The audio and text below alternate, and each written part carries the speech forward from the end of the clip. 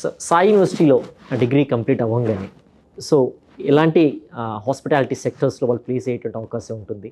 So వాళ్ళని రెడీగా industry రెడీగా ఇక్కడ తయారు చేస్తున్నారు కాబట్టి which hospitality sectors are ready to take students from Sai university sir? So మా partnership itself with Apollo.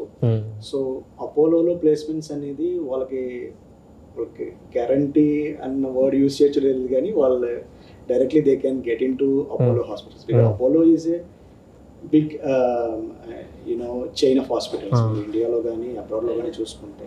So వాళ్ళకి అపోలోలో ఛాన్స్ ఉంటాయి. అది కాకుండా ఇప్పుడు డాక్టర్ కాళీముత్తు చెప్పినట్టు చాలా వేకెన్సీస్ ఉన్నాయి. మనం అవన్నీ ఆ ప్రొఫెషనల్ ఫిల్ చేయాలి అవన్నీ. So multiple options, multiple hospital chains we have. So దేంట్లో అయినా వాళ్ళు ఈజీగా అబ్జర్వ్ అవుతారు, ఎందుకంటే కరికులం మేము అలా డిజైన్ చేస్తాం. So in partnership with Apollo, so they get immediate placements in different hospitals across the country. Also western world like Europe gaani Middle East gaani there's a huge demand.